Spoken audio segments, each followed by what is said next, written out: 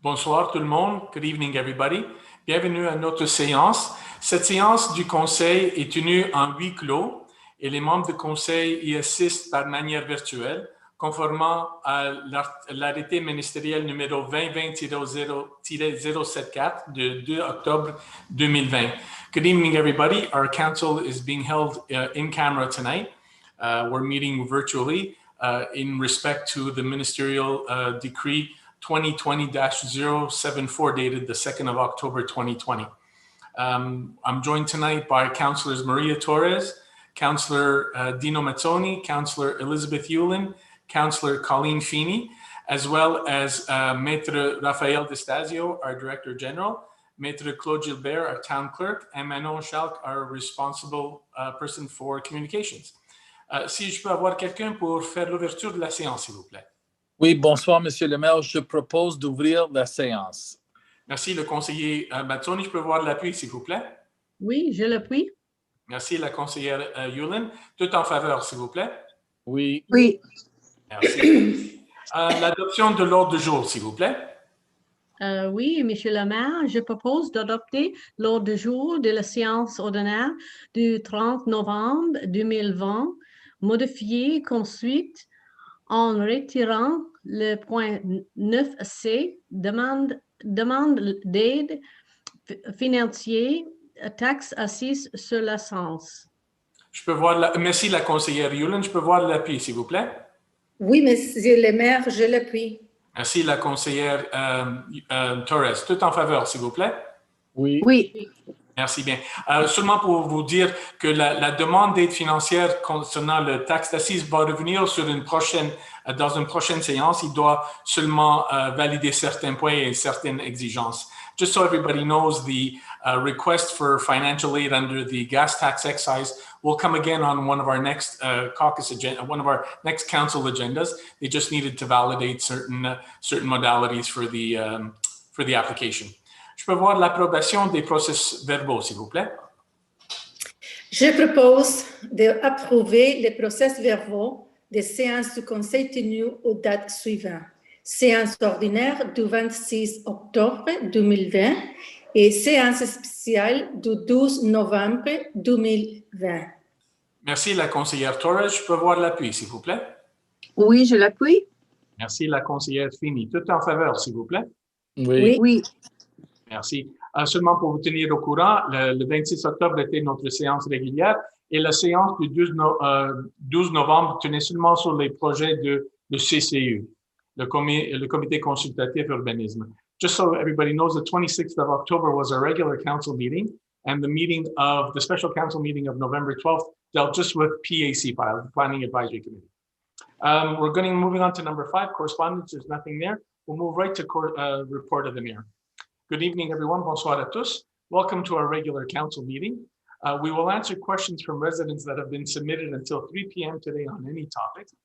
In the second question period, we will take questions pertaining to the agenda submitted via our website during this meeting.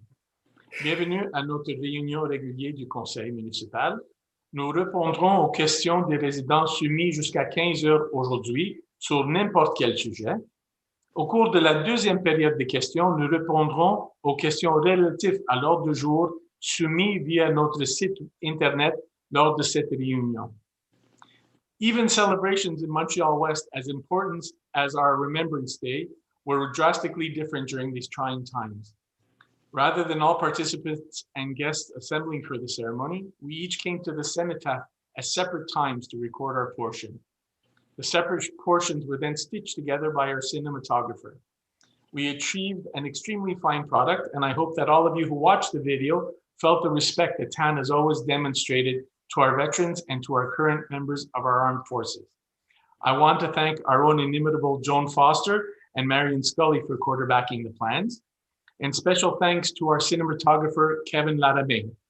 And finally, to our participants, including the Honorable Mark Garneau, Kathleen Vale, Father Mike Leclerc, Reverend Samson Afokoa, Rabbi Mendy Marlowe, Father James Pratt, Reverend Mark Hammond, Commandant Danny Diot, and the other representatives from our Montreal-West community groups. Thank you, and thank you again. You helped us maintain our ceremony even during these difficult times. Même les célébrations à Montréal-Ouest, aussi importantes que le jour du souvenir, étaient radicalement différentes en ce temps difficile. Plutôt que tous les participants et invités se réunissent pour la cérémonie, nous sommes tous venus au cénotaphe à des moments différents pour enregistrer notre part. Les enregistrements séparés ont été cousus ensemble par notre directeur de la photographie, Kevin Laramé. Nous avons réalisé un produit extrêmement fin et j'espère que tous qui vous avez regardé la vidéo ont ressenti le respect que la Ville a toujours démontré à nos anciens combattants et aux membres actuels de nos forces armées. Je tiens à remercier Joan Foster et Marion Scully pour avoir soutenu les plans. Et un merci spécial à notre directeur de la photographie. Enfin, à nos participants, dont l'honorable Marc Garneau, Kathleen Vale, le père Mike Leclerc, le révérend Samson Afokoa, le rabbin Mendy Marlowe, le père James Pratt, le révérend Mark Hammond et le commandant Danny Diot, et les autres représentants de nos groupes communautaires de Montréal-Ouest. Un grand merci. Vous nous avez aidés à maintenir notre cérémonie même en ces temps difficiles. Our final meetings for the year will take place on Monday, December 14th for our budget meeting, followed by our regular meeting. Nos dernières réunions de l'année auront lieu le 14 décembre pour notre réunion budgétaire, suivie de notre réunion ordinaire. Veuillez rester en santé et en sécurité. Please stay healthy and safe. Thank you. Merci. On tombe maintenant à la période des questions. Comme j'avais dit tout à l'heure, les questions ont été soumises via notre site web et pour la première période des questions, ça peut tomber sur n'importe quel sujet. Alors, je vais lire la question et je vais demander de les conseillers ou moi-même de répondre. The question period, for the first question period, it's open to any questions. People were asked to submit them until 3 p.m. today via our website. So I'll read out the question and then one of us will answer it. All right, so our first question comes from Vincent Gonzalez at 18 Ballantyne South. Hi, I hope everyone is safe and well. My question pertains to Avon Road, west of Westminster Avenue, the portion of the road that goes downhill and leads to Ville Saint-Pierre. Is there any plans to repave this section of Avon Road or at least cover up the fairly large pothole and crevices? The existing potholes and crevices, which are only getting worse, are a constant danger to cyclists who must share this stretch of road with cars both when coming up the hill towards Westminster as well as going down. Thank you. To answer that, Mr. Gonzalez, the town received some financial aid to repave Avon from the border of Côte-Neige until the border with Lachine at the bridge. Before we undertake any kind of infrastructure work, we have a geotechnical study undertaken to determine what we can expect to find below the surface. For the section between Westminster going west down the hill to Lachine, we found that the foundation is a cement slab and that the cement slab is severely degraded in certain areas. Therefore, the scope of work has changed from a simple scrape and repave to one where we must fix that foundation. Unfortunately, the segment from Westminster east towards Côte-Neige and DG is a little bit more complicated. There's some serious degradation in our pipes, as well as the city of Montreal having pipes under that section there as well. So now the work to reconstruct that section now involves the city of Montreal as well, and that's not a quick and easy solution. You can expect the western section going down to the hill to be repaved sometime in the spring or early summer. Thank you very much for your question, Mr. Gonzalez. Question number 2 from Kevin Brotheler at 27 Ballantyne North. Dear Town Council, I would like to repeat my request for a speed bump. I saw one set of bollards go up on Ballantyne North, which were taken down a couple of weeks later, presumably because of winter. Even so, I observed they did not have any impact on traffic, except on careful drivers who would slow down anyways. NDG already experimented with bollards and replaced them with speed bumps. Speed bumps work, bollards don't. This part of the street in question is flat, and even NDG has no issues with speed bumps on hills. Thank you. Councillor Mazzoni? Thank you, Mr. Mayor, and thank you, Mr. Brotheler, for your question. In fact, you're right. The bollards were put in mid-October and removed a few weeks thereafter because of the fact that we're getting ready for the snow season and for our trucks to work through and plow the snow. What we're going to do is put those bollards back in the spring. We didn't have enough time to really gauge the impact of those bollards. I know you don't seem to have a positive view about bollards per se, but we're going to give them an opportunity. That was the decision that was recommended by the Traffic and Safety Committee. We'll look at that in the springtime. We'll give it some time, see what the results are. And if we do come to the conclusion that you are right and that in fact we should be putting speed bumps, we will look at that option. Thank you very much, Kevin. Thank you very much, Councillor Mazzoni, and thank you for your question, Mr. Brotteller. Now, for the next question, well, we received the same question about the stairs that run between Courtney and Ronald Drive down the hill next to the daycare from multiple people. So I will group them and answer them together. They were basically the same question asked over and over. Nous avons reçu la même question posée par plusieurs personnes concernant l'escalier qui relie Courtney et Ronald Drive en bas de la colline à côté de la garderie.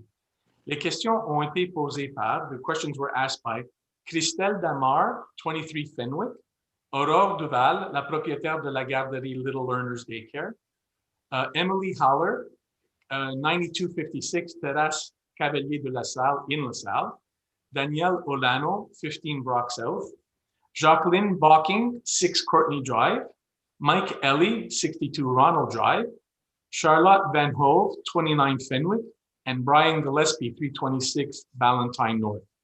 So the people asked if the town was going to, why the town stopped removing the snow on the stairs and whether we were going to redo that this year. And I think a clarification is in order.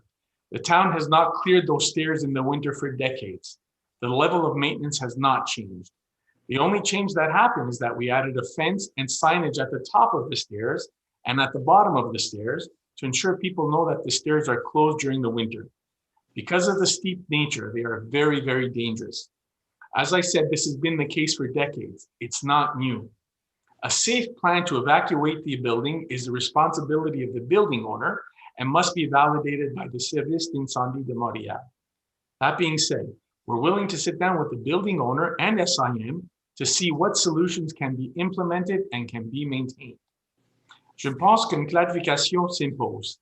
La ville ne déblaye pas ses escaliers l'hiver depuis des décennies. Le niveau d'entretien a toujours été le même. Le seul changement est que nous avons ajouté des clôtures et signalisations en haut et en bas de l'escalier afin de s'assurer que la population soit informée que cette voie piétonne est fermée durant la saison. Emprunter ceci durant l'hiver peut constituer un danger en raison de la topographie abrupte de la pente. Comme je l'ai dit, c'est le cas depuis des décennies. Ce n'est pas nouveau.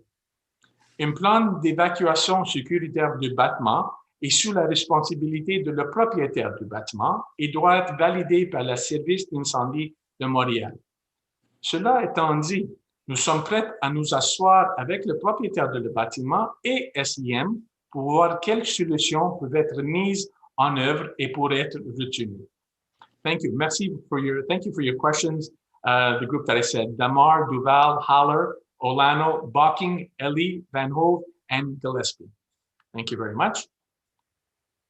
We're going now to question number 4, excuse me. The question comes from Peter McLean, 150 Westminster, apartment number 3. I'll ask this question numerous times just for the sake of argument. I'm going to ask one last time, is there any chance somebody could do something about the bicycles on the sidewalk? It's really getting scary. And I've also asked prior to this in regards to putting a waste container at the corner of Nelson Westminster, please, by the bus stop. Thank you and stay safe during holidays. For the first part, can I ask Councillor Mazzoni to address that, please? Thank you, Mr. Mayor, and thank you, Peter, for your question. So, look, here's what it comes down to. When we see those cyclists on the road, and when I say we, being our PSOs, if they see them on the sidewalk, I should say, they'll make an effort to educate the cyclists and tell them they can't do that. But this is a moving violation. In fact, Westmount made a similar request of the matter, and this becomes really a matter for the SPVM. I know it sounds like we're sloughing it off onto the police, but it's a moving violation that we can't ticket. We really can't do much about someone who's on the actual sidewalk. Now, what we can do is potentially put bigger signs or clearer signs that really make it obvious that you cannot be bicycling on a sidewalk. But then again, you know, we have to consider sign pollution, but there's a lot of signage up in now Westminster. It's sometimes it's a bit of a blight. So what we can also tell you is that you can complain specifically to the SPVM or police station. They have a website. You can go there and you can ask to be informed about whatever decisions or actions they take thereafter. There's a follow-up mechanism. If you click a little button there as you make your complaint, they'll do that. I understand that it's probably not the answer you want to hear, but really our hands are tied in terms of what we can do. But certainly when our PSOs are aware of it, see it, they try to flag it down. It's the best I can tell you at this point, Peter. And thank you for your question. Thank you very much, Councillor Mazzoni. Councillor Torres, can you answer the second part about the waste container at the corner of Nelson and Westminster, please? Yes, absolutely. Thank you, Mr. McLean, for referring this question again. And I just want to assure you that this time we have not forgotten about it. Public Works is looking into it, and I should let you know shortly. I will send you an email with an answer, and by this week we should have an answer. Thank you so much for addressing this issue again. Thank you very much, Councillor Torres. And just to reiterate, Mr. McLean, I know the block that you're talking about, and it's I don't know what's going to be done. I'll let Public Works answer that, but that's a very tight area because of the mailbox that's there, and it's a very narrow sidewalk. There's a pole right at the corner. There's the mailbox, so it's not so obvious. But in the meantime, I won't pass judgment. I'll let Public Works come and answer you through Councillor Torres. Thank you very much for your questions, Mr. McLean. Next question is from Kate Shingler, 207 Bedbrook Avenue. Hello, here are my 3 questions. Will the outdoor rinks be up and running prior to Christmas if weather permits? 2, will the kids be able to use their sticks, pucks, and nets on the outdoor rinks as with past years?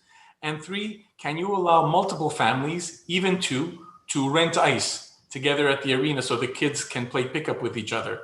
My son is the only kid in our family who plays hockey. If he could play with one other friend on the ice, that would be very helpful. Thank you. Councillor Yulin, can you address that question, please? You're on mute, Councillor Yulin. Thank you very much. Thank you for your question, Kate. I'll take them one at a time. So the outdoor rinks will be up and running as soon as weather permits. I have to say that on one hand, we've had a beautiful November. It's been nice and mild, but on the other hand, that doesn't bode so well for skating rinks. If we look at the 14-day forecast, it's continuing to look pretty mild. So we certainly will get those rinks up and running as soon as we can, but I couldn't promise that they're going to be up for the holiday season because it really depends on the weather. We need a good solid 3, 4, 5 days of cold weather, really cold weather to make some ice there. But it won't be because of our recreation or public workers. It will be because of the weather if they don't get up in time. So your second question is, will kids be able to use their sticks and pucks and so on, basically to play hockey outside on the outside rinks? And unfortunately, the answer is no, they will not be able to do that. And again, that is not the town's regulation. That is the directives that we have for being currently still in the red zone. And so no outdoor sports are allowed. Group sports are allowed, and that of course would include hockey. So unfortunately, until we're out of the red zone or the directives change for the red zone, we won't be able to let anybody really be playing hockey. We won't be putting up the nets and such until we get the go ahead. Those rinks will be available for regular skating, but not for playing hockey.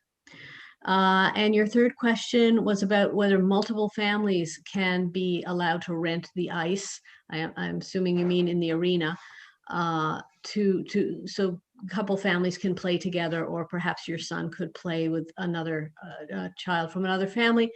Again, my news isn't great because under the directives we're only allowed to have family members, people living in the same household, play together at the same time. So the only exception to this, it's not really what you're looking for, but others may be interested to know. The only exception to this would be if you had a trainer come to train your child or yourself. In that case, you're allowed to have that trainer, of course, be from a different household. But and you'd have to use the 6 meter, the 6 foot difference spacing between you, but you would be allowed to have somebody from another household, that is to say the trainer, on the ice with your son. But I'm sorry I don't have better news, but hopefully we'll all be very vigilant and get out of the red zone soon, and for the rest of the winter, maybe have an opportunity to do some more playing together. Thanks for your question, Kate. Thank you very much, Councillor Yulin. And thank you for your questions, Kate Shingler. Next question comes from Catherine Menorgan, 8018 Avon. Number 1, could the town build a skating rink in Edgar Davies Park, where earlier there were 1 or 2 rinks each year? Also, wherever there are outdoor rinks, provide fire pits for people to warm up after skating and to create a safe outdoor meeting place for each neighborhood. That's the first part of the question. If you could address that, Councillor Yulin. Sure. More skating questions. Well, the good news is that yes, we absolutely will be having a skating rink at Davies Park this year, as we had done many years ago. In fact, we'll be having 1 rink at Davies Park and 2 rinks, outdoor rinks at Hodgson's Field, and 2 rinks at Rugby Park. So there will be rinks actually in all 3 sections of the town. The question about the fire pits is another matter. Unfortunately, those are not allowed legally by the fire department. So we're not allowed to have those fires going, with the exception of getting a special permit for an event. So for instance, perhaps often our Saint Jean Baptiste celebrations have, for all intents and purposes, like a fire pit in the park, and we have to get very special permits for that. But it wouldn't be something we could have just on a routine, as a routine in the parks while people are skating. So I'm afraid that won't be possible. But thank you for your question. Thank you very much. And the second question from Catherine Menorgan: could council consider allowing use of fire pits in backyards during the pandemic winter? Can I ask you to address that, Councillor Feeney, please? Yes, thank you very much. And thank you, Kathy, for your question. In fact, propane and natural gas fire pits are permitted in the backyard. They have to respect a minimum setback of 3 meters from a house, property line, and other structures. And to ensure that, of course, they're away from nearby trees or building overhangs, and verify that the appliances are certified. So yes, they are permitted. But what is not permitted, in line with what Councillor Yulin also said, is outdoor fires, or including wood burning fire pits.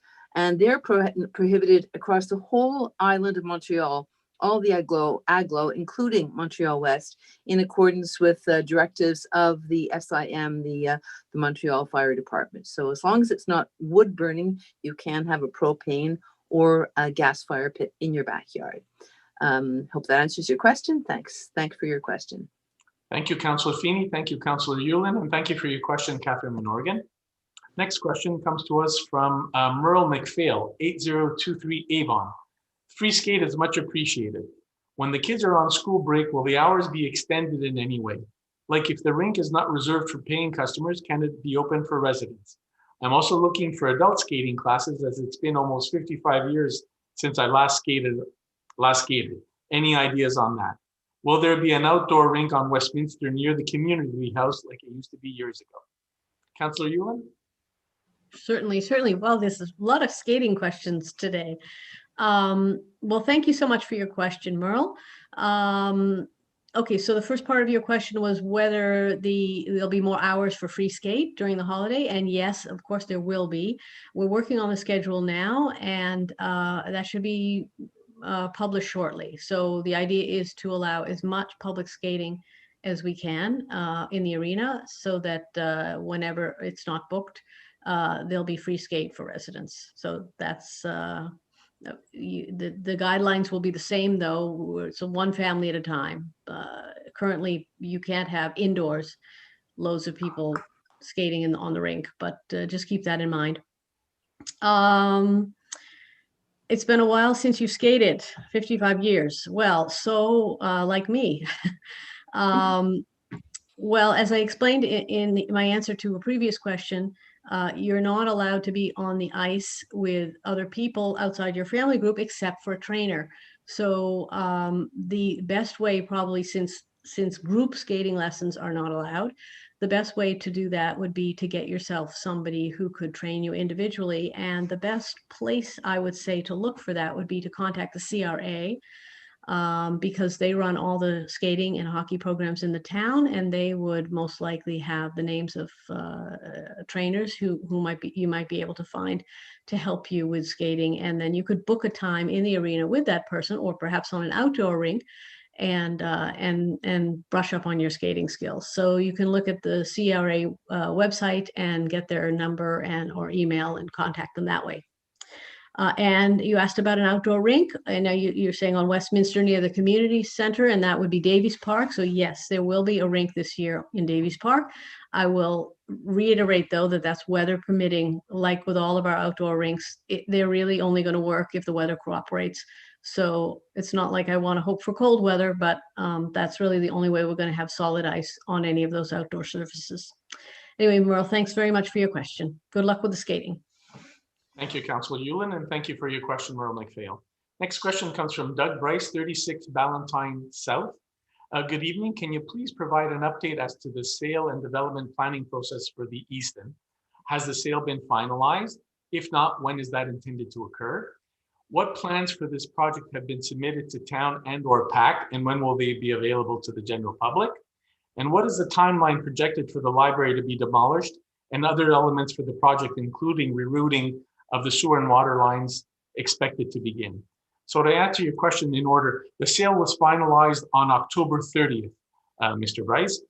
In terms of the plans, the detailed plans have not been submitted to the town nor to PAC, and they become public when council votes on them. And finally, you asked about the timelines. We intend, as a town, we intend to keep, because this is such a major project, we intend to keep the residents of the town clearly informed about what's coming. For the neighbors closely affected, like you are, we're going to go even further and have a more detailed communication plan to be able to answer your questions as they come up. Okay, so we'll be getting back to that when we start having some information that we could share. Thank you very much for your question, Mr. Bryce. We're going now to our Patinode on Milner. Hello, is there still discussion of a tunnel for the train, in so improving circulation on Westminster and Sherbrooke? I'm going to answer these one at a time, if that's okay. There's never been any, unfortunately, the discussions never became serious because of the price tag. When they were speaking about a trench to put the trains down, at the time, they were talking in the numbers in the area of $500 million. And that would also include some serious impacts in terms of expropriation for those properties around there. The other part of the question, or any other possible solution. So EXO has been making incremental changes to the level crossing. Their next step is to build a new building at Sherbrooke and Connaught that allows access to the train station, if you want. So when they have that access at Sherbrooke and Connaught, and they have their access on Broughton, they'll be able to limit access coming off of Westminster itself. So in other words, they're going to move pedestrians off of Westminster and the tracks, basically. So once you allow them to get away, take the pedestrians out of that level crossings, it's a more safe situation. Longer term, they're speaking of a grade separation on Sherbrooke and West Broadway, but unfortunately, I don't know when that's going to be done. After they get their building built, that's their next major hurdle, is to get that kind of thing approved and get funding for it. Thank you very much for your question, R. Patinode. Next question comes from Bach Fitzgerald at 81 Promenade Ronald. I host many species of birds in my backyard, but every year, more and more cats are roaming around with no care in the world. Recent articles listed a figure as high as 100 of millions of birds are killed in Canada due to A, stray cats, or B, cats left by their owners to roam the outside. Does the City of Montreal-Ouest plan on addressing this problem? Why are animals left to roam around without fines being given? Must I start catching these evasive and dangerous animals myself? They are a destructive force upon our ecology. Councillor Mazzoni, can you address the question, please? Yes, thank you very much, Mr. Bach. So I want to read you the answer that I asked from my Lieutenant PSO. Our animal bylaw does prohibit stray cats or dogs or pets to be on someone else's private property without their consent. That being said, it is extremely difficult, obviously, to catch a wild or feral or outdoor cats. The SPCA with whom we have an arrangement will not come to pick up any cats that are not in someone's possession or under their direct control. And frankly, neither can we, especially with feral cats that will not approach humans. So when someone does find a domesticated or injured cat, we do take them to the SPCA. And if the owners are not found, or for example, there's no microchip or any tags, and the cat is adoptable or docile, it will be put up for adoption by the SPCA. If it is a feral cat, the SPCA will just sterilize it, release it in the exact area where it was found under their trap, neuter, and release program, and they will not euthanize a healthy feral wild cat. So I know this doesn't, again, give you a lot of assistance in terms of assuring that you can host these species of birds, but perhaps you can make some accommodations to where you put, for example, some of the trays or feeding trays for the birds, etc., where they congregate. But that's the most right now that I can give you as an answer, and it is a problem. I will not tell you differently. I remember when we first became councillors back in 2006 when the town was reconstituted, and this was an issue that came up a few times over. So I wish you luck. Thank you very much, sir. Thank you very much, Councillor Mazzoni. Thanks for your question, Bach Fitzgerald. Next question comes from Michael McKay at 108 Ballantyne Avenue North. When the refuse, etc., is collected, the truck makes one pass on the west side of the street and then comes back to do the east side of the street. So that makes 6 trips per week, recycling, garbage, kitchen and garden waste, each 2 times. Why are we subjected to this level of noise pollution when it can be reduced by half? Councillor Torres, please. Yes, thank you so much, Mr. McKay. I understand this is a very frustrating situation.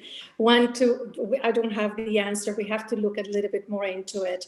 One of our guests so far is Valentine is a very wide street, and with the recycling, I believe, and the compost, there is the same person who drives the truck is the one who does the pickup. So he might want to be closer to the garbage can because for practical reasons, I suppose. But as I said, this is just speculating a little bit. I would like to get more information, and I will let you know the right information next time we get together, or I will contact you with the answer. Thank you for addressing this issue to us. Thank you very much. Thank you very much, Councillor Torres, and thank you for your question, Michael McKay. Next question comes to us from Bill Olszewski, 229 Wolseley North. I requested and had a building permit issued for the replacement of our windows at 229 Wolseley North. I'm being told by my contractor that window delivery and installation may be delayed to COVID, and as such, we may have to ask for an extension to our permit date. I'm reading that there are applicable fees for a renewal request set by law concerning tariffs. Nothing in the project is changing except perhaps the completion date. Can the town not make allowances to waive these charges due to the fact that the potential delays are because of a pandemic? Councillor Feeney, if you could address the question, please. Yes, thank you very much. And thank you for your question, Bill.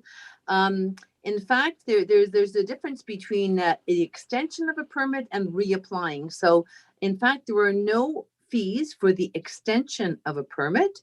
The extension has to be requested within 30 days of when the original permit would have expired, and the maximum extension is 3 months. Now, thereafter, if you need a further extension after that, then there's only one extension on it. So at that point, one would have to reapply for a permit, and that's when the $50 application fee would come into effect. So for the first extension, no, there wouldn't be a problem. So hope that answers your question. Good luck with your windows. Thanks for your question, Bill. Thank you very much, Councillor Feeney, and thank you very much for your question, Mr. Olszewski. Next question comes from Ellen Moore, 122 Percival Avenue. First, I've already told you about separate glass collection. Why do we not have it? It would prevent broken glass from contaminating the rest of each household's recycling. 2, has the new Public Health Committee looked into companies that would make good use of different recyclables, including styrofoam? If not, why? And 3, is the town paying moving costs for the library? If not, why? So if I could ask Councillor Torres to answer the first 2 questions, I'll answer the last one. Yes, good evening, Mrs. Moore. As we have been talking back and forth now for a couple of months concerning different aspects of recycling, and as you know, and in case other people do not know, we are working on a waste strategic plan. And some of these issues, glass, styrofoam, and other items, they're being looked into it. You mentioned that about a separate glass collection. You have approached this issue before, and you had suggested to have a bin where we can deposit the glass so it would not break. As I said to you before, the problem with this is that even if we separate it separately, the same thing with styrofoam, we cannot take it anywhere. Because the only 2 places that we would take our recycling glasses would be the eco center, if it is already broken, for example, or flat glass, or the recycling companies. And the eco center do not take from the town, is a service only and exclusively for, well, only for residents and also some corporations like non-profit organizations, but would not take it from us. And the recycling company, we already pay a company to take the glass to that the sorting center where they do sort all the material and then they take it or distribute it to the recycling companies. Now, if you're concerned about the glass that is broken and is contaminating the rest of the household recycling, what I can advise is 2 things. To avoid the contamination, let's make sure that all the glasses that we put into the recycling bin is properly rinsed. That way, if it breaks, the contents would not spill and contaminate other stuff. I would like to, and then moving on to the styrofoam, the same thing. You and I had spoken about, there is a company in Montreal that is recycling, and this is good news. They are recycling styrofoam, but they do not buy it from the, they don't buy it from the recycling company or from our sorting center. They only buying it from 3 different eco centers. And we're very lucky that La Salle is one of those eco centers. They're buying that styrofoam and they're making articles such as planters or insulating materials or items. However, Montreal-Ouest cannot drive them either. It has to be by the residents. So my recommendation is, if you have broken glasses or you have styrofoam in your house from a lot of the packagings that we're getting right now or from food industry, please collect them and then make a drive when you have a lot of them and take them there. Otherwise, they do end up in the landfill. But at the moment, I just want to remind you again that we're working on this waste strategic plan, and we have to give them time to do proper research and a proper study to do and find the right answers for our needs as a town. So thank you once again, and if you have further questions, please feel free to write back or ask me another question next time. Okay, thank you, bye-bye. Thank you, Councillor Torres. And for your final question, the town has been working with the library, and the town is already committed to pay for the reasonable moving costs for the library from the temporary location, from their current location to the temporary location. So we've already signed that part of the agreement, and we will move them back as well afterwards. So yes, the town is paying for the moving costs of the library. Thank you very much for your questions, Ellen Moore. Next question comes from Lisa Plotnick, 10 Courtney Drive. The salting of roads and sidewalks seems to be overabundant, and in some areas there are large accumulations of salt. This makes it difficult for dog walking and also has consequences for plantings and landscaping. Is there a reason for such heavy salting, and are there more ecological alternatives? Councillor Torres, please. Yes, let me start with the first question, and thank you so much, Mrs. Plotnick. Salting of the roads and sidewalks seems to be to have abundant, and in some areas there are large accumulation of salt. This happens sometimes. What happens is that we have the little truck that distributes the salt, and in the cart where the salt is, there's a little propeller underneath. And this propeller is adjusted every single day. However, sometimes during when they're doing their job, spreading the salt, it gets a little bit stuck. And if it gets stuck, then when it takes off again, it just releases more salt than it normally does. So sometimes you do find those patches. And as I said, they adjust this machinery every day to make sure that doesn't happen. But unfortunately, it does happen sometimes. And the second part of your question is, did it make it difficult for dogs? And I sympathize with that because I do have 2 dogs and the little salt gets into their paws. However, we are continuously doing research, and this is comparing with other towns, what they're doing, and what's the best way to do it. We have not found anything yet. We have tried different products, but we have not found something, especially during these drastic temperature changes or when we have very extremely cold spells. Some of the products work, but when it gets to -10, it doesn't work. The main issue when we salt the sidewalks is to keep them off, to melt the ice for safety reasons for humans. So unfortunately, that's the way it is. Unfortunately, there is not another product that we can find, but I just want to reiterate that we are continuously looking for another solution. We have tried different things and we do compare with other towns and constantly, but this is so far the best that we can do to keep our residents safe. Thank you so much, and I hope that answers your question. Thank you very much, Councillor Torres. If I could just add something, Ms. Plotnick, some other towns are using a liquid, a glycol solution liquid. Unfortunately, that requires somebody who is constantly monitoring the concentration of the solution, monitoring the composition of the solution. And unfortunately, we don't have the resources at our size of town to be able to incorporate that kind of a plant. And even that product has its own shortcomings. And then if I remember correctly, where you're living, you're basically on the flat side at the bottom of a hill. So unfortunately, as the trucks are coming down the hill, I think the tendency is to salt a little bit more. So the trucks are going to be going a little bit slower to deposit more salt because it is a downhill. And unfortunately, you're at the flat part of that, and you're going to get a lot of that runoff of salt. So like I said, Councilor Torres said, they're still looking at other things. There's just no perfect solution right now. Thank you very much for your questions, Lisa Plotnick. Next question comes from Stan Carney, 449 Wolseley Avenue. Having heard last month's reason, temporary winter car shelters being ugly, I find it difficult that this council refuses to accept the interest and needs expressed by many of its citizens property owners. What is better, a temporary shelter or having a truck spew exhaust fumes into the air every time snow removal is required? If such a decision is based solely on five people's subjective view of what is tasteful, then why not let all of the people of Mo-West decide by way of a referendum?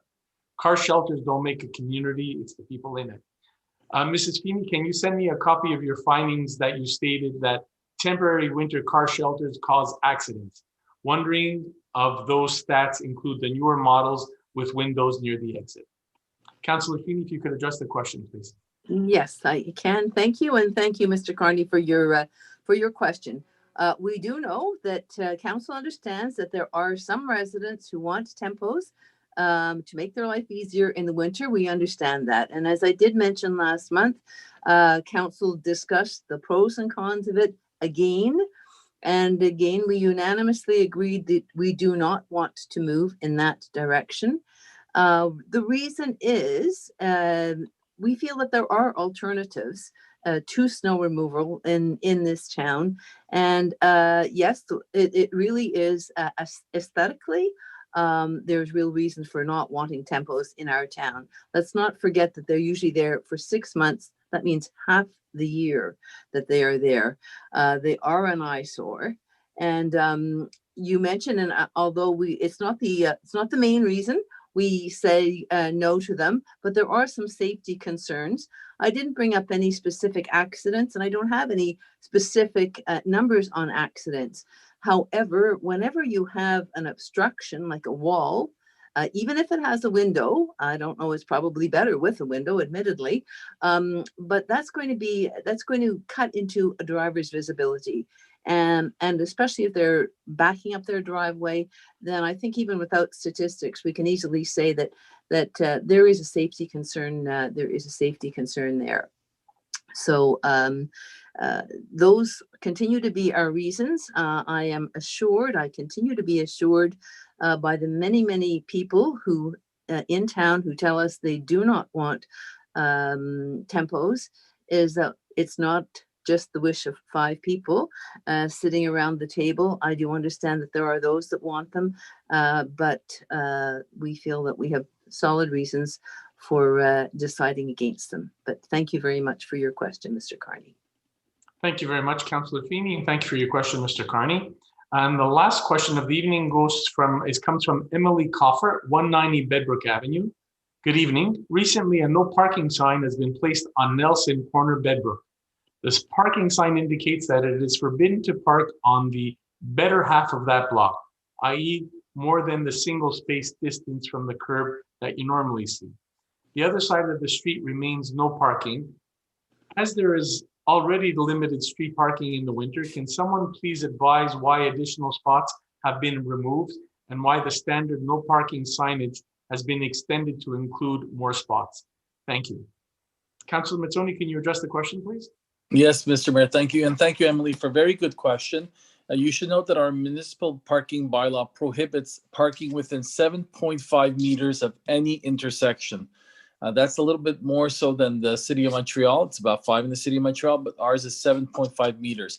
And so that no parking sign that you're referring to was put in place on or about October 19th by Public Works because our public work plows cannot safely make the corners when people park right up against the intersection. And in this case, the 7.5 meters was marked with a no parking sign so that people would not be surprised with any no parking tickets that we would issue.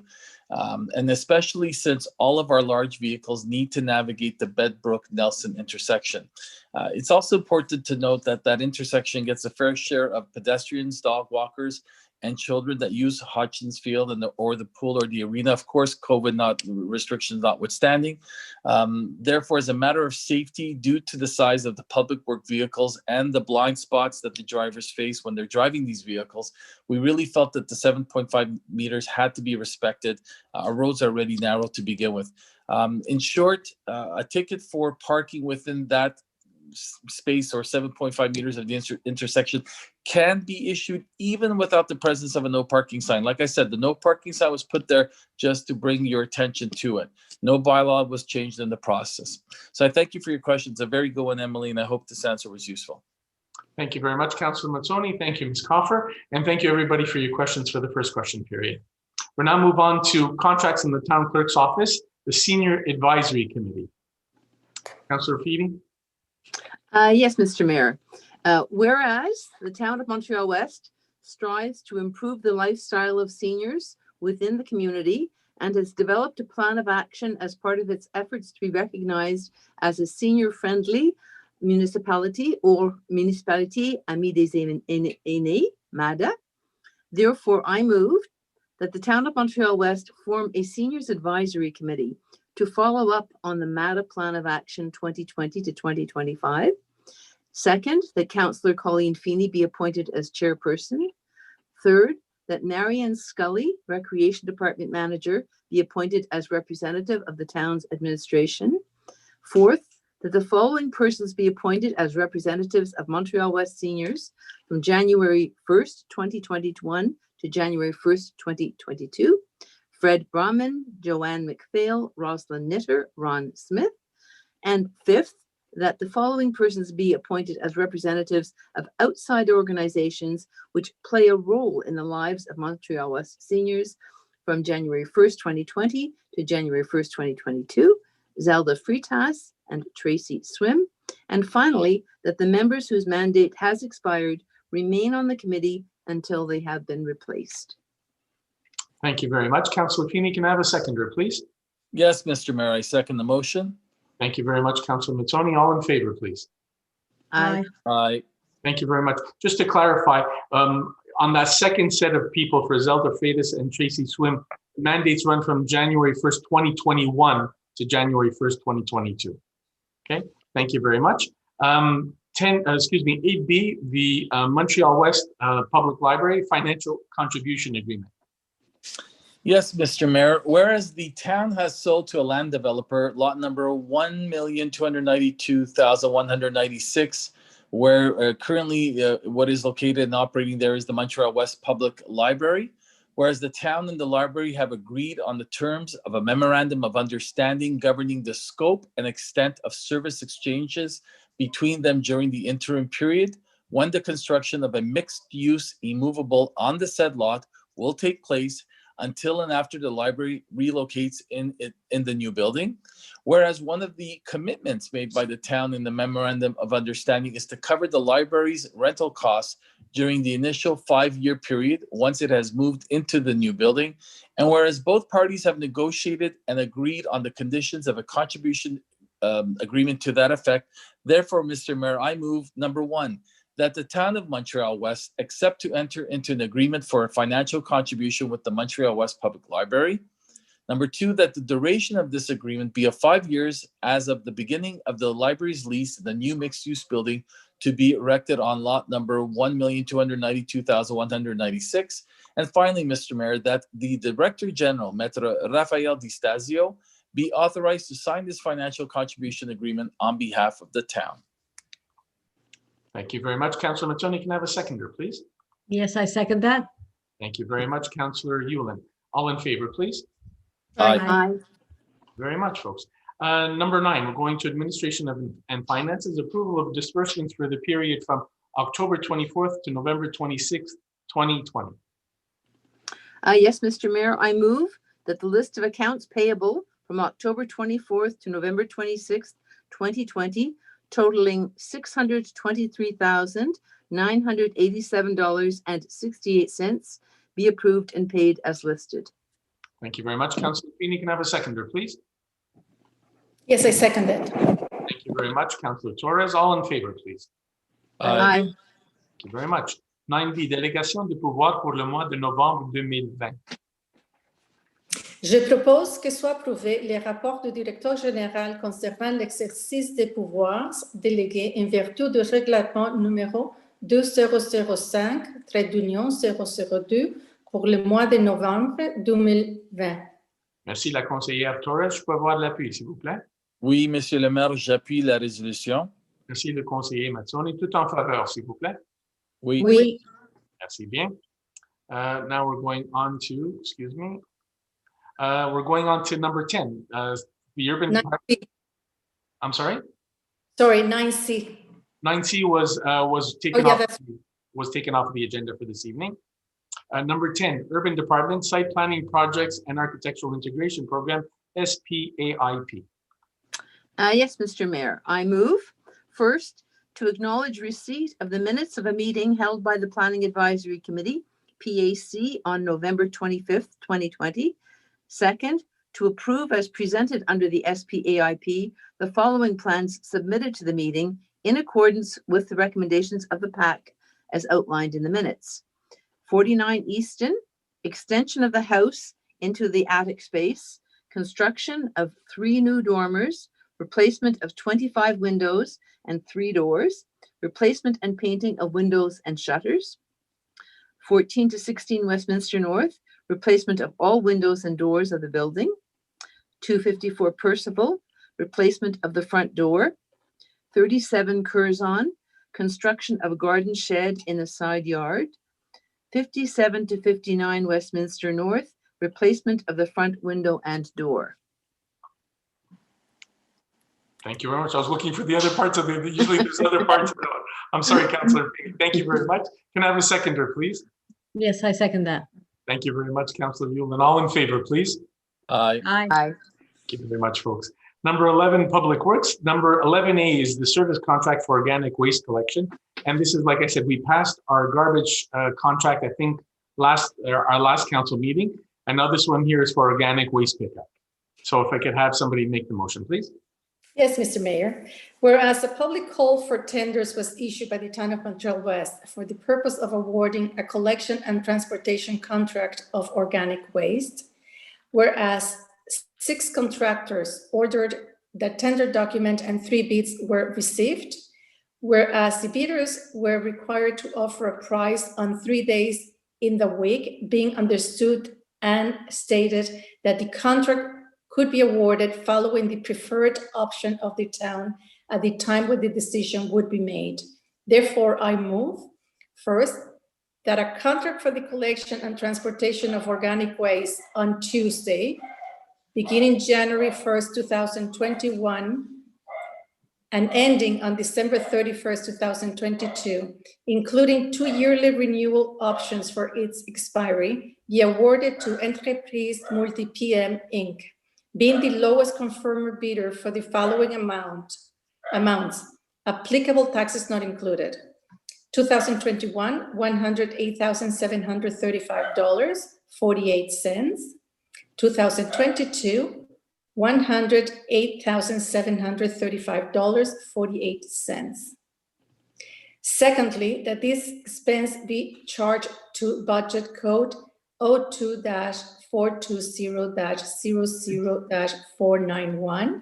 And last, that the mayor and the town clerk be authorized to sign any contract and other documents required to implement this resolution, as the case may be. Thank you very much, Councillor Torres. Can I have a seconder, please? Yes, Mr. Mayor, I second the resolution. Thank you very much, Councillor Mazzoni. All in favor, please. Aye. Aye. Thank you very much, folks. As Councillor Torres said, we asked for 3 days. We asked for a Tuesday, a Wednesday, and a Thursday. Tuesday is the one we're currently doing. Wednesday, and then Thursday. If we took the Thursday, then organic waste would be put out the same time as our new garbage contract, and we didn't think that was a good choice. We didn't think it would increase the amount going to the organic waste pickup. If we went on the Wednesday, then we'd have pickups 3 days, and we didn't think that was the right thing either. So we kept it on the Tuesday, the same day that our recycling is going out. So we're going to continue having 2 pickups per week, recycling and organic waste on Tuesday, and garbage starting in the new year will be on Thursdays. Thank you very much. B, adjudication du contrat, l'achat du matériel, une remorque à l'asphalte. Monsieur le maire, attendu que la ville de Montréal-Ouest a procédé à un appel d'offres par invitation en vue d'acquérir une remorque à asphalte, attendu que 2 fournisseurs furent invités et chacune a soumissionné, attendu que 2 soumissions ont été déposées et ont fait l'objet d'une analyse de conformité aux exigences du document d'appel d'offres, je propose, Monsieur le maire, numéro 1, que le contrat pour l'achat d'une remorque à asphalte Falcon modèle MIL 0259-4 tonnes, année 2020, soit adjugé à équipement Stinson Québec Inc., étant le plus bas soumissionnaire conforme, selon son offre du 25 novembre 2020, au prix de 38 975 000 $ avant taxe. Numéro 2, que cette dépense soit imputée au fonds du roulement poste budgétaire 55-911-00-000 et remboursée sur 10 ans.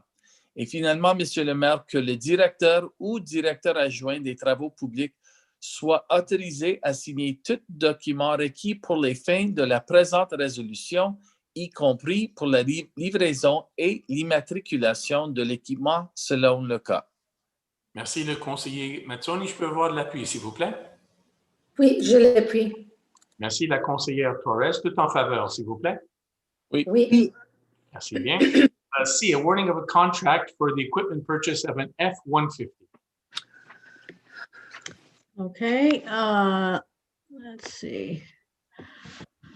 Whereas the town of Montreal-West issued a call for tenders by invitation in order to purchase a Ford F-150 vehicle for the Public Works Department, whereas 3 suppliers were invited and 1 tender was received, therefore I move that the purchase of the contract for a Ford F-150 crew cab pickup AUT XLT 4x2 in year 2020 be awarded to the lowest conforming bidder, being P.E. Boisvert Auto LTEE,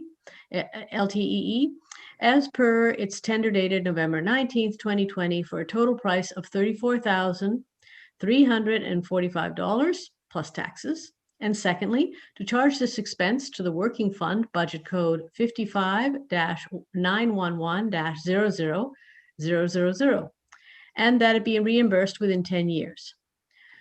Thirdly, to authorize the director or the assistant director of public works to sign any documents required to implement this resolution, including the delivery and registration of the purchased equipment as the case may be. Thank you very much, Councillor Yulin. Excuse me, can I have a seconder, please? Yes, Mr. Mayor, I second that. Thank you very much, Councillor Feeney. All in favor, please? Aye.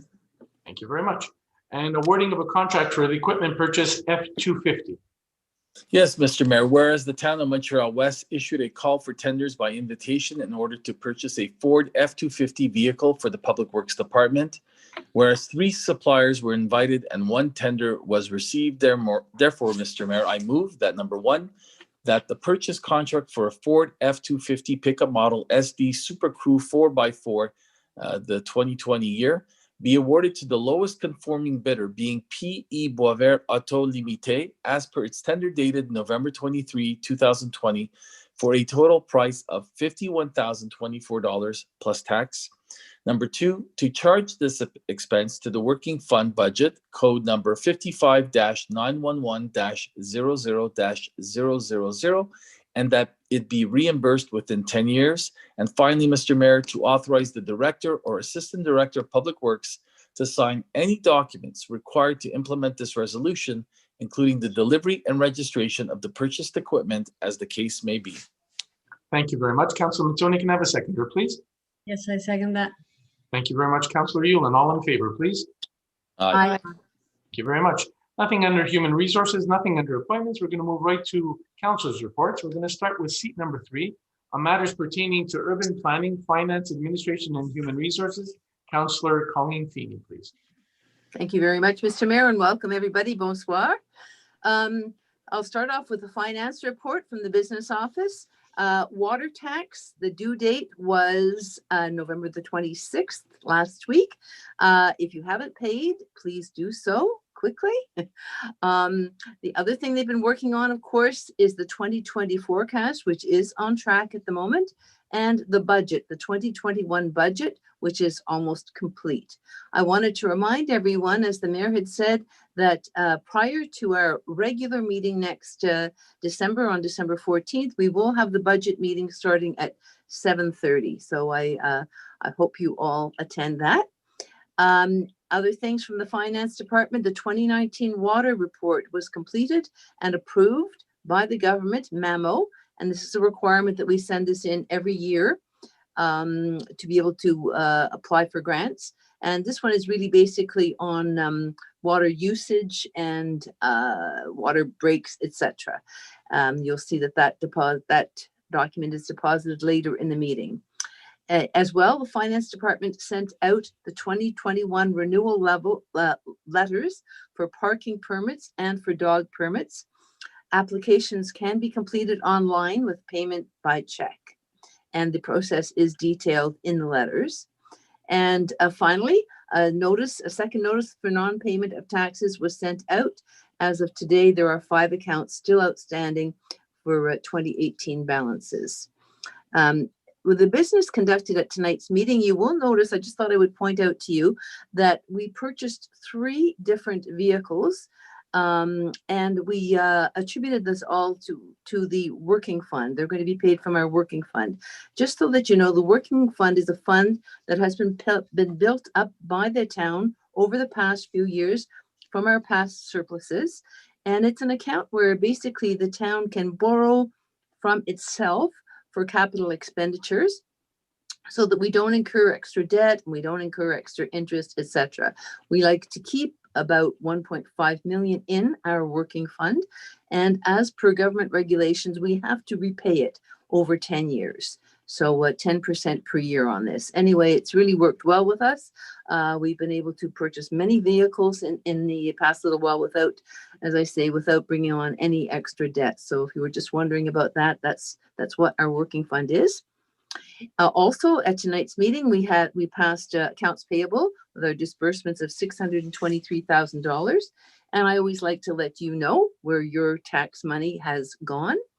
And in fact, a third of that went towards a backhoe, another piece of equipment that was a little over $200,000. So that was a major expenditure. Also, we had an expenditure in the recreation department. We bought a brand new basketball hoop and backstop and installation, etc. That amounted to almost $25,000.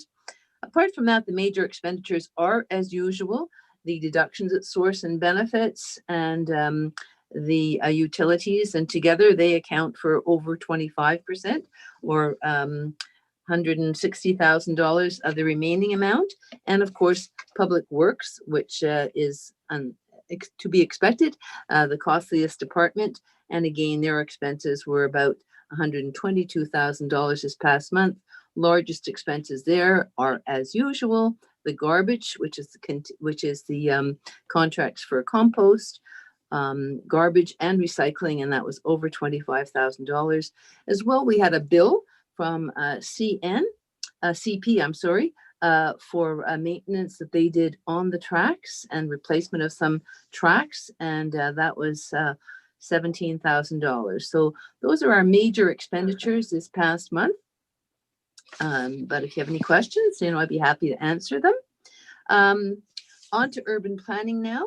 It has slowed down a little bit because of the weather with the permits. So there was 29 permits issued last month for various projects. And I wanted to remind residents again that while the town hall is closed, you can only apply for permits online.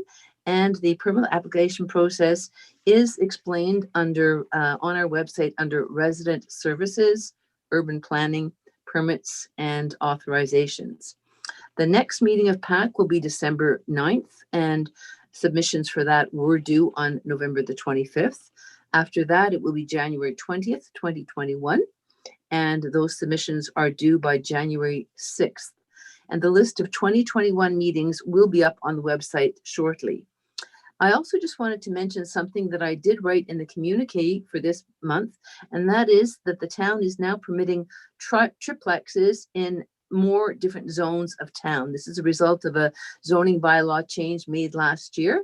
And just for those of you who may not know, a triplex is the conversion of a duplex, which has 2 different lodgings, into one that has 3 separate lodgings inside.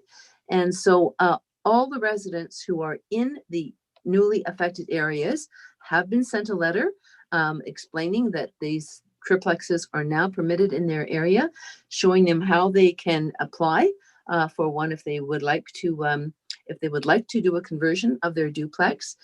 But also, the town did find in a study that we had previously done this, that there were some that were actually had been converted to triplexes in areas where it was illegal. So we are also asking those residents to come forward and regulate them by applying for a permit. So we think actually it's going to be a good thing. We will now be able to add a little bit more housing stock and to the town in accordance with our SPAIP, with our 5-year strategic financial plan, and also in line with wanting more different types of housing that perhaps seniors may want to downsize to. So that's something new.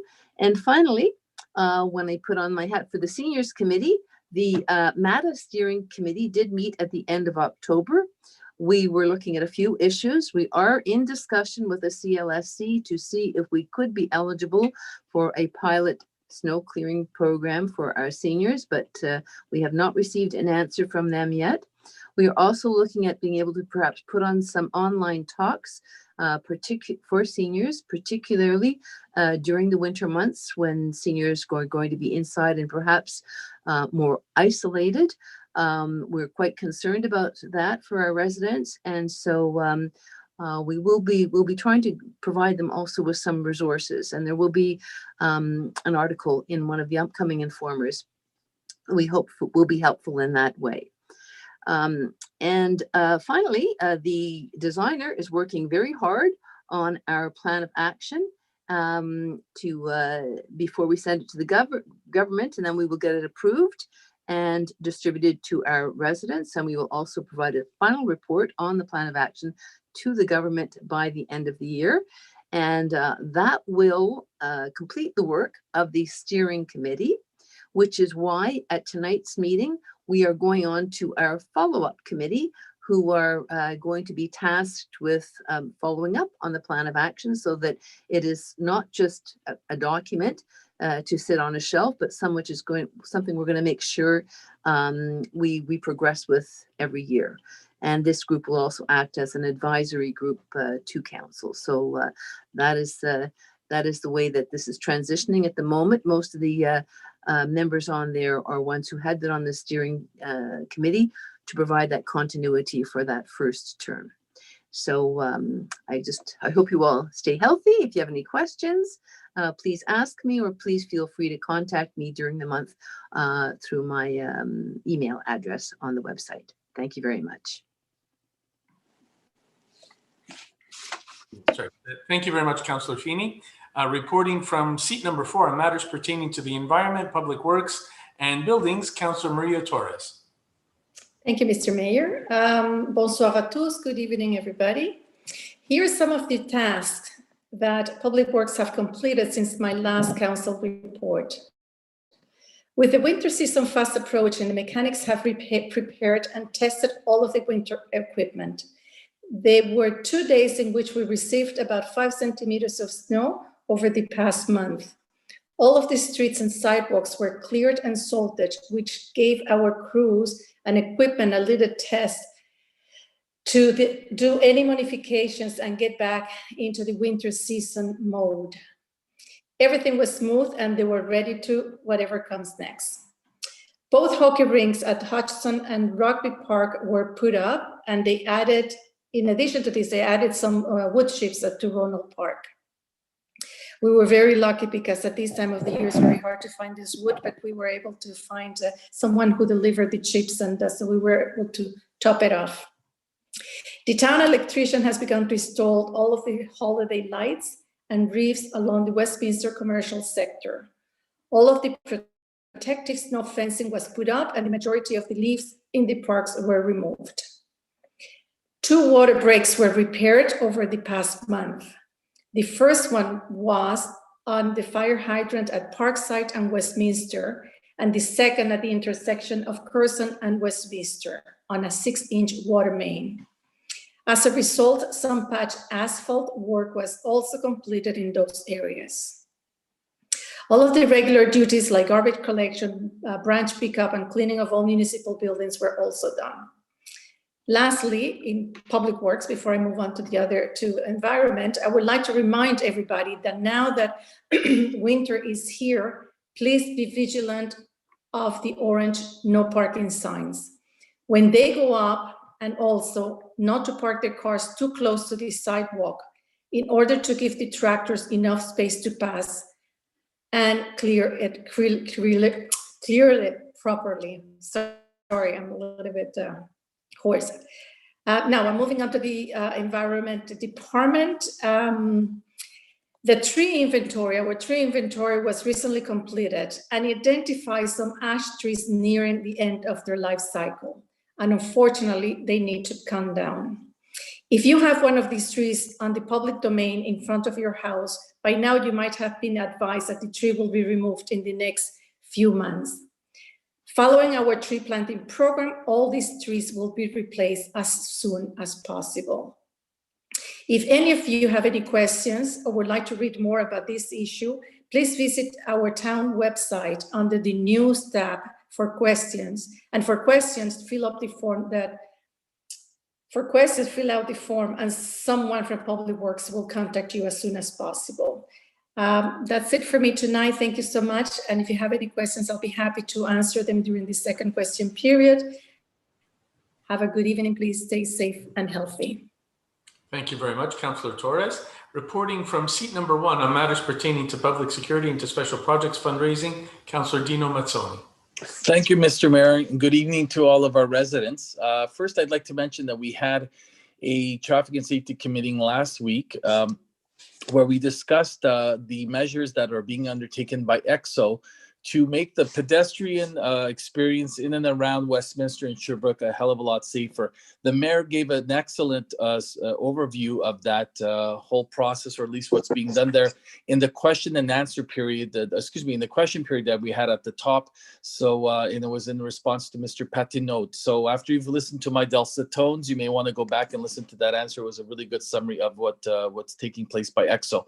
In terms of departmental activity, here's a summary for the work that's been done for November 2020. So on top of their regular duties, our PSOs continue assisting our building inspector by verifying for work without permits, and in cases with permits, that the work was in conformity with our bylaws. That's an important job because our PSOs stopped work in 4 instances this month. One for a French drain without excavation without a permit. The second, an installation of a cabanon without permits. The third, the replacement of windows without permits. And fourth, the replacement of a fence without permits. We also issued a ticket for $600 plus court fees for tree felling without permits that occurred last month. I cannot stress to you enough how this really just is not appropriate and how it really cheats all of us here in our town. So please follow the rules. They're there for a reason. Ask for assistance at our town and follow. Really, it's in all of our interest that we keep our town running in the proper fashion. Our PSOs were also busy during the first half of the month ensuring that the landscape contractors had their permits and that no leaves were blown or left on the public domain. And finally, vis-a-vis the Department Activity, the PSOs continued their work with our town's emergency plan and had a full day's course with our town's recreation department on what's called the Aide aux Personnes Sinistrées, which is one of the local missions for which our town is responsible. Vis-a-vis crime stats from the SPVM for September 2020, we had 1 break and entry reported and 3 instances of thefts from vehicles. And I don't know, I've been doing this now close to 10 years, and I have to tell you, normally when there's thefts of vehicles, it's because something was left in the vehicle for the would-be thief. And in one of the cases, it was $4 of change. So clearly that was enough to entice somebody to want to break into that car. In terms of SPVM crime stats for October 2020, there was a theft of a vehicle that was reported. Some notable PSO calls and events on Sunday, November the 1st, early in the morning, close to 4 a.m., a 53-foot tractor collided with the traffic lights and the hydro pole at the intersection of Westminster and Avon. And lo and behold, on Wednesday, November 4th, just before 5 p.m., a minivan collided with that exact same hydro pole on Westminster and Avon, causing a huge traffic jam in the area. No one was seriously injured, thank God, and it took about 30 minutes for the damaged hydro pole to be removed and for the intersection to be reopened. Some announcements to be made. As you can see, winter is at our doorstep, not fast enough for Councillor Yulin, who wants her rinks to be frozen, but our residents are reminded to ensure that their snow removal contractors have their town permits and that they abide again by the rules. During any future significant snowfalls, our PSOs are going to be out and about on the road, ensuring that these most common infractions do not occur. So these are the ones I want to point out to you. Snow from private driveways and walkways must not be placed on public sidewalks, lanes, or streets. The only exception is when the town is removing snow in your vicinity, at which time it may be added to the banks to be removed. It must be spread out along the snowbank, not piled in a single large mass. Under no circumstances may snow be removed from one driveway and be placed on the street in front of any neighboring driveway, not neighborly, or around fire hydrants. And finally, the blockage of any street, sidewalk, or lane by snow removed from private property will not be tolerated. So again, folks, please be mindful. These rules are really there to help all of us. If any of you have any questions, I really encourage you, and I welcome it. I love talking to all of you who call me or text me on my cell phone at 514-949-3055. I'd be more than happy to answer your questions. And before I finish this report, I'd like to wish our residents a happy Hanukkah this week, and that you all have a safe and enjoyable week to come. Thank you very much. Thank you very much, Councillor Mazzoni. And now, in the last minute and 38 seconds that she has, Councillor Yulin can report on matters pertaining to communications, recreation, and culture. One of these days, I'll actually make that your wish come true there, Benny, but not tonight. I'll try, but I think it might be a little longer. So All community center and fitness activity programs are currently being offered in virtual format only. And the community groups that were using the center, the community center for meetings, are no longer permitted to use that building because, of course, we're under the red zone directives. Registration for our winter session began November 2nd for programs that are beginning on January 11th. Of course, it isn't clear at this time whether or not we'll be able to do just virtual programming or in-person programming. For now, both options are available for you to register, but we'll have to see how it goes in the new year. There were no in-person seniors social activities this month, but there are some virtual activities planned for December and January, including a Zoom Christmas dinner, inviting all attendees to enjoy a meal and some entertainment together while staying safe at home, and some Zoom guest speaker programming as well. In special events this month, there were 2 Roots and Remembrance events, a virtual walk to remember. The mayor was speaking about that earlier, where over 200, walk to remember, visiting 8 local veterans' homes with over 200 people tuning in on YouTube and 1,400 viewers on Facebook. We also had a virtual Remembrance Day ceremony. The mayor spoke about that as well. It was broadcast to over 220 viewers on YouTube and 1,600 on Facebook. So that was a phenomenal turnout there. The Tulip Art Project was also held this month as part of Canada Remembers. All Tulip Art submissions were posted on our Facebook page, and many can be seen in this month's Informer, which just came out over the weekend, so perhaps you've seen those.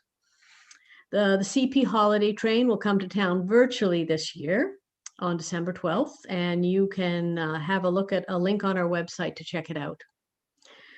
And many unique holiday events are also in the works with the Recreation Department, including contests for merchant storefronts, house decorating, spectacular snowmen, the ugliest ugly sweaters, and more. We'll also have themed free skate activities and a special Elf on the Shelf, Mensch on the Bench event. More details on all of this will be coming soon. At the arena, we've been allowed, as I mentioned earlier in one of those questions that was asked, we've been allowed to offer family hockey ice time with over 90 rentals so far in December. So what that means is you can rent the ice for a certain amount of time with the members of your own household for hockey.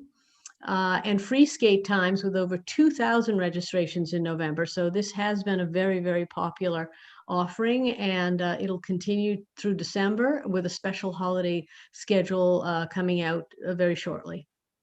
For outdoor skating, the rinks or the rink boards are now up and in preparation for multiple ice surfaces in the north and south and central parts of town. Of course, weather permitting, I don't want to be the one who's really hoping for the freezing temperatures to come, but that's going to be a silver lining if we do get them, that we'll be able to have some nice ice surfaces for outdoor activity. Switching now to the communications file, I'd like to report that the department has been working on a number of important files this month, including a follow-up on the 2019 cyber attack, the library lot sale and development, our new senior-friendly MATA designation, and many other more routine tasks such as crafting our regular e-bulletins, Facebook and web posts, and managing our live broadcasts, like the one you're watching now, just to keep you informed. As always, I'm going to end by making a pitch for you to sign up for the e-bulletin if you haven't already. You can do so via our website, and it will keep you up to date with all the important town activities and news and deadlines that you certainly won't want to miss. So with all of that said, I'm going to wish you, for those celebrating Hanukkah, happy Hanukkah. That was Nina Mazzoni had a good note there, and to wish all of you, until we see you in a couple of weeks for the budget meeting and our final meeting of the year, a very safe and happy beginning of winter. So if you have any more questions for me, you can certainly ask them in the final question period. Thank you. Thank you very much, Councillor Yulin. I can't help but notice how many things that Councillor Yulin had to mention that had to be changed this year, either are not going on, had to be modified, every once in a while you hear when it's enumerated like that, just the holiday train. It's been coming here for the past 4 or 5 years, and we can't have it this year because of what's going on, and kind of brings things back into relief again. We're all kind of adjusting, and we're all kind of going about our lives, but you can't go and play hockey with your friends. You can't go to the holiday train. There's just so many things that are changed. Let's hope we all get through this quickly. We get to the other side and return to some of the things that we're used to enjoying. Thank you very much. Deposit of documents, as Councillor Feeney mentioned before in her report, le rapport annuel sur la gestion d'eau potable pour le ministère des Affaires municipales et de l'Habitation. Ce document que la Ville devait présenter au ministère des Affaires municipales et de l'Habitation a reçu l'approbation de celui-ci, et ça fut déposé ici au Conseil. Il n'y avait rien dans avis de motion, lecture et adoption de règlement. And we're at the second question period, and just let me double check. And I have not received any email questions. So there is no questions for the second question period. So je peux demander pour la levée des séances, s'il vous plaît. Oui, Monsieur le maire, je propose de lever la séance. Merci, la conseillère Yurin. Je peux avoir de l'appui, s'il vous plaît. Oui, Monsieur le maire, j'appuie la proposition. Merci, le conseiller Mazzoni. Tout en faveur, s'il vous plaît. Oui. Merci. Alors, l'ordre du jour a été épuisé. Alors, je vous souhaite une joyeuse fin de la journée. On va se revoir dans 2 semaines. So, thank you everybody for attending tonight. We'll see each other again in 2 weeks. Thank you very much. Bonsoir. Good evening.